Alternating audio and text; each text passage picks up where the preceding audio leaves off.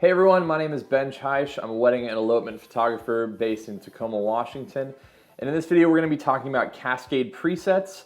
They are a preset pack for Adobe Lightroom that I made specifically for different lighting scenarios and to kind of be a really good complete overall pack that you can use for different situations and things like that come up during a wedding day, but they also work really well for any other types of portrait photography or family sessions or even some types of documentary photography, stuff like that. Mainly, I've developed just a lot of different presets and things like that over the last, I've been shooting weddings for over 10 years now. And so I've just come across lots of different situations where maybe mixed light is a thing or just whatever might happen. And so I've been looking through a lot of people's photos who've been sharing them on Instagram using the hashtag Cascade Presets and then also tagging me in those photos and our account.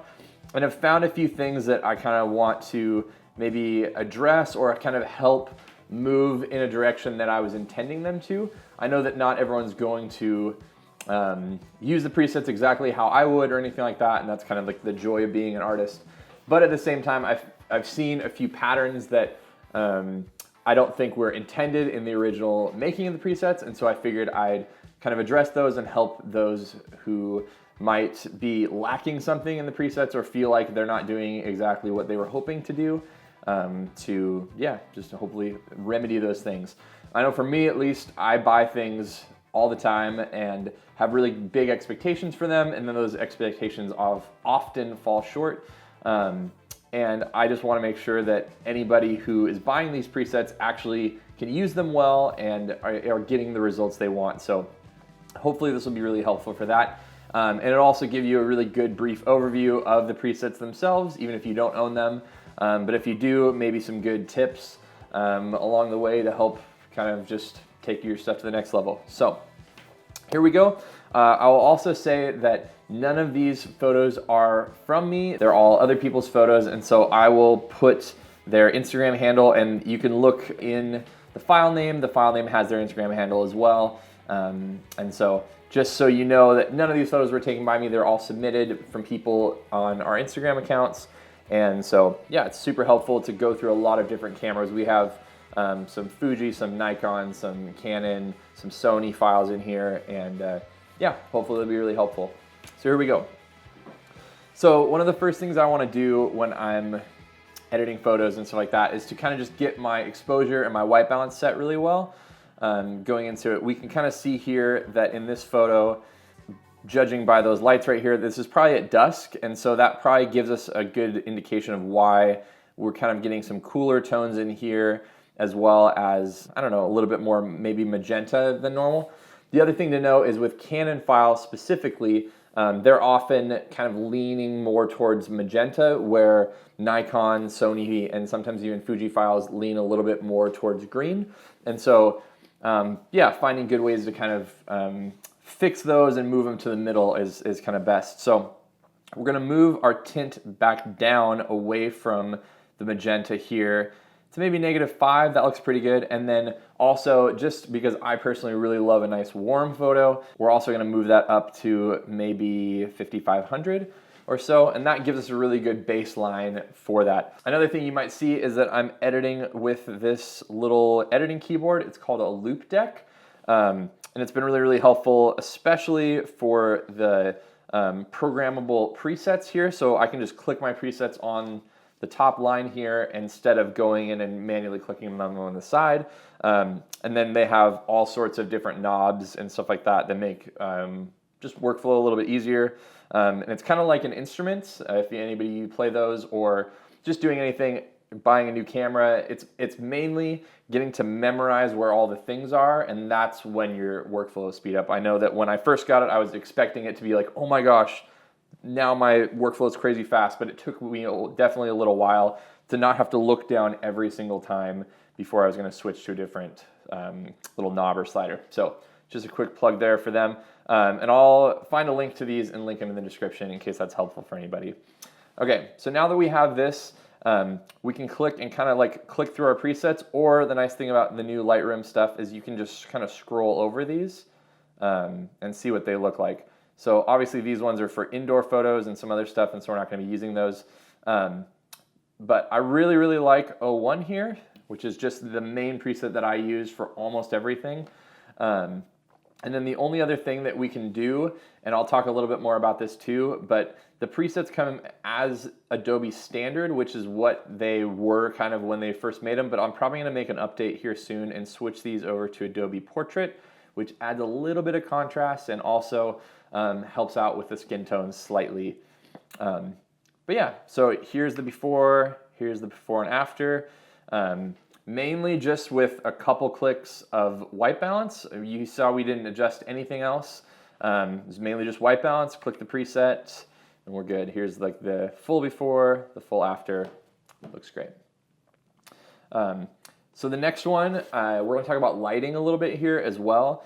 But the first thing I'm going to do is I'm going to crop this in just so that we're a little bit more balanced. There we go. And then one of the things that I can see right off the bat, and I know because of the way that I expose for the presets, these are going to be a little bit overexposed when I first click the preset because they're made to help with really dynamic lighting situations. And this is really kind of like a flat lighting situation where you have a lot of clouds overhead and stuff like that. And so you might not need this kind of extra exposure boost like you would if you were underexposing slightly to retain more highlights. So we're going to move this and we're going to go with, let's go with 02, which is Cascade Dark.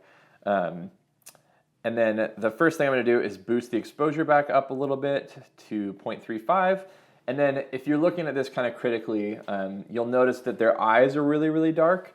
And so and that's obviously because of the overhead light. It's from just the clouds and not having a very directional light source, which is awesome for really, really mellow skin tones. But having someone look directly at you, you get really, really, I don't know, dark circles and stuff like that. So one thing we can do is jump in here and move exposure and shadows to kind of like bring up those areas.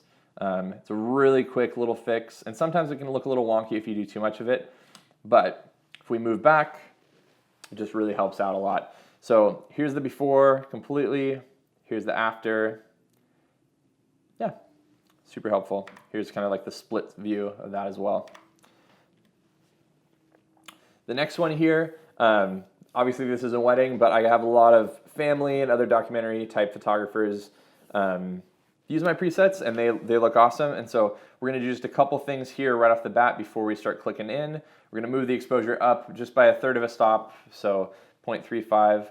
And we're also going to move our temperature up to like probably 5500 just to give that a little bit extra boost. Then we're going to click here to 01.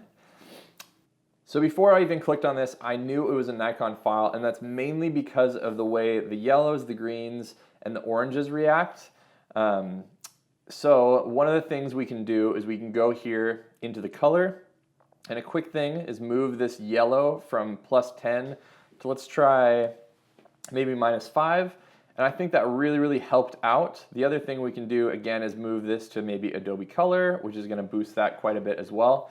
So you can see here in these kind of like out of focus leave areas that if we kind of do the before here and then the after, yeah, it just really gives us a big boost. And if we go down to our history here, this is kind of where we started. Here is with the preset, which looks good, but I think that adding these other steps, these quick little things, really boosts it into feeling that really nice fall, warm, I don't know, great tones. So that is another thing to look into. This is a photo from my friend Jesse, which is just absurd. I kind of like it as this kind of dark, warm vibe here because I like what's going on. So we're going to click the dark, warm preset, and then we're going to move our highlights all the way back. And then we are also going to boost our shadows up quite a bit so that we get that kind of good, nice feel. And then it looks great, but to me it needs a little bit more contrast now that we kind of moved our shadows up and then our highlights down. And so one of the things I've been using a ton lately is the dehaze slider. So even though this is slightly hazy, but it's not crazy hazy, we can move that up, and it really has been really helpful for me to get some good contrast in some images where they may have looked a little flat. And so there's kind of the before, and then if we move the dehaze up to 25, that's kind of where we're going. So here's the before and after of those with the preset. And then same thing too, these, I have no idea what this is shot on because it's a DNG file, but often I can move these yellows down to like -5, and it will shift that whole area down there quite a bit into something that sometimes is a little bit more pleasing. On another note, here is another photo from Jesse as well, and this happens a ton when it's not exactly, it's kind of like twilight, but you can see some sun coming in. So it's clearly, you get this like bluish tone in white areas and stuff like that that you wouldn't really see in real life. And so we're going to kind of remedy that by just moving the white balance up to something that's a little bit more, let's try like 6500 in that range. Yeah, and then the cool thing is this is already kind of like a lower exposed image, and so you can go with one of these Cascade Dark, the Dark Warm, something like that, and get really kind of like a nice moody vibe to the whole thing. Or we can switch over and go to a 1, which is Cascade Warm, and then kind of boost this up, which gives you this like, you know, really nice light and airy kind of feel. So here's the before and after on that. And a lot of it is just really, really simple stuff. The other thing you could do is add a little bit of the dehaze slider to kind of punch a little bit more. And then if you need it a little bit more, we can move these, you know, to Adobe Color, which I really, really like, or Adobe Portrait, which is also helpful for skin tones. But something like this, Adobe Color is super, super helpful. Okay, so here is a big one, because I love shooting in this kind of light. I call it like open shade, and I'm sure a lot of other people kind of call it that as well. So we're gonna move this over, try to get like a good white balance here, but it's all out of whack because of the way that light can tend to be. So we're gonna move that there. We're gonna crop in a little bit just so that we have a little bit more of a balanced image. And then kind of like what we're seeing is there's a pretty dynamic difference between the shadows back there and then the whites in their outfits. And so if we use these ones, the first two, we're gonna kind of start blowing out their skin tones a little bit. And so I'm gonna wanna use this darker preset, which is gonna help with that. And then we're gonna move the exposure up a little bit to sort of compensate. But as you can see, it's like a little bit dead feeling, and it's also a little bit warm still. So we're gonna move that back down now that I'm looking at it. But one of the things about shooting in that really, really flat light is you also get flat saturation. And so again, we can move into kind of like the Adobe Color thing here or Adobe Portrait, and that's gonna give us a little bit of a boost because the Adobe standard profile is just a really old profile that isn't really necessarily made for these newer cameras. And then we can also, oops, not click tone curve, but we can also move into the HSL with color, and we can take the greens, because I made these greens to be desaturated in very bright lighting scenarios where I'm in like some woods or something like that. And so sometimes the greens do die out a little bit too much. And so oftentimes I'm gonna take those and move that saturation up to, I don't know, maybe like -30 instead. And so that's something I'll often do. And so you can kind of see the before and after here as well. We're getting a more saturated green tone, but we've warmed everything up a little bit. And it just really kind of like, I don't know, feels a lot more like how I would edit it. Now you could definitely not do that, and you could move the stuff back to -55 and have like a more dull image. But oftentimes in that kind of lighting, I end up boosting it up a little bit. Here's another one.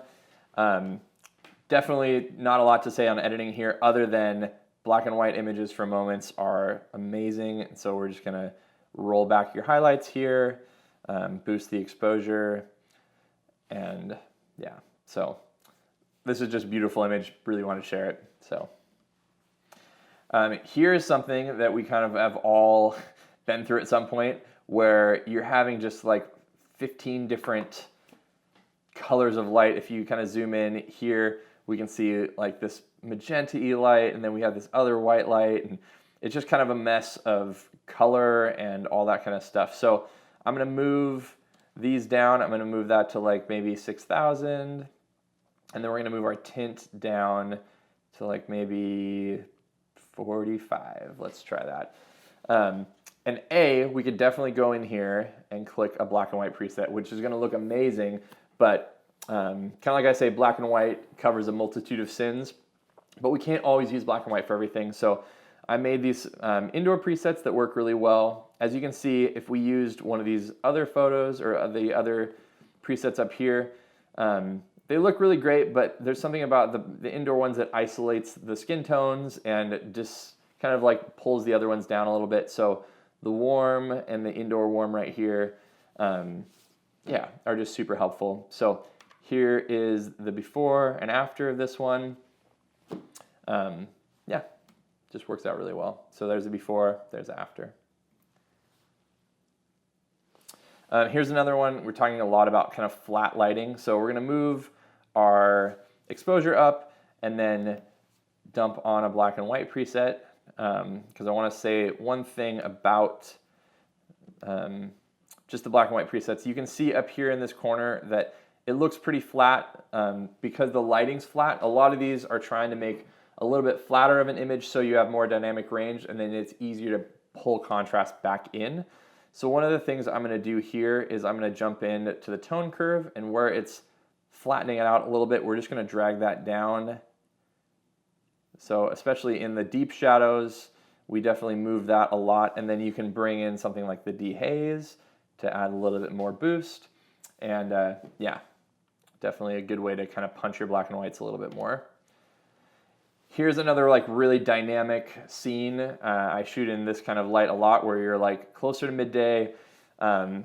This photographer, Rachel, she was able to put her clients sort of in this shadow behind this tree and try to find some ways to get some good stuff here. But so we'll toss the 01 preset on there and it kind of blows things out. And so we're gonna bring that back in a little bit. In stuff like this, I also bring my highlights back as much as possible.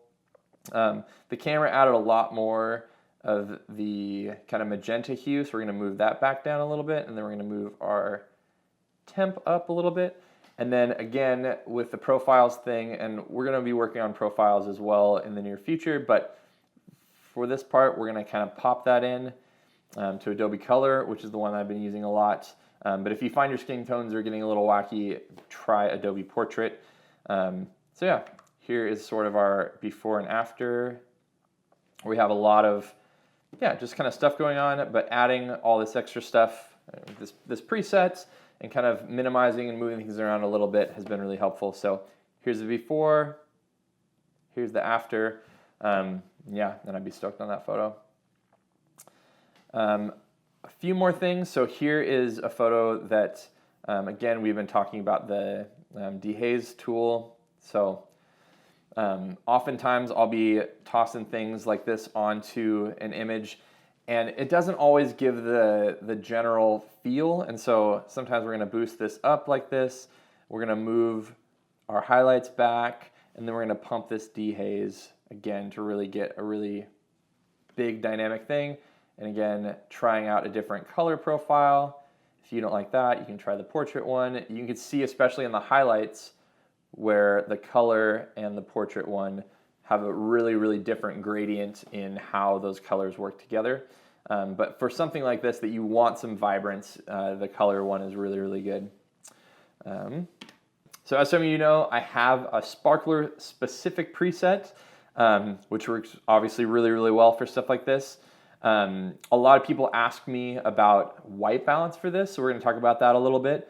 So the first thing I'm going to do, obviously, is move our exposure up to something that's a little bit more just ready for the preset. And then oftentimes, about 3800, 3700 is about the peak if you have some city lights and some other stuff going on in the background. But if you're using mainly just sparklers, we're going to be way closer to like the 3800 range. I mean, the 3800, the 2800, the 3000, 2800 to 3000 range. So we're going to move things down to about 3000 and try that out. We're going to click our sparkler preset, and boom, that looks awesome. The The only other thing you could do, again, is either you could try to move your saturation up if you like that feel. We could change this. I bet the portrait profile would look really good here. Yeah, kind of boosts our skin tones a little bit. If you want more vibrance, you can do the color, but that's a little bit much. So we're gonna kind of stick with the portrait profile in this one. Again, when I first pulled this image, it was mainly because the original presets, so 01 looks awesome. You pop it on there. It's a little bit hot, so we're gonna move it back down in terms of exposure. But then again, it was a lot about, man, I would really love that color to come through, but with the preset as it is, and with this Canon file, you need a little bit of saturation boost. So if you move your saturation up using the actual saturation slider, things kind of pop a little bit more and feel a little bit more lifelike. Or again, we can go through and use these profiles. So Adobe Color looks really good. I love what it did to that orangish port over there, or the portrait one. Last couple, oh yeah, this is just a really cool photo from my friend Zach. Honestly, I don't even know if I really need to edit this too much, but it's just a really cool photo I wanted to kind of share. And specifically, actually, now that I'm thinking about it, we can talk about how, so the Cascade Dark preset, if you kind of boost your exposure up, it looks like this.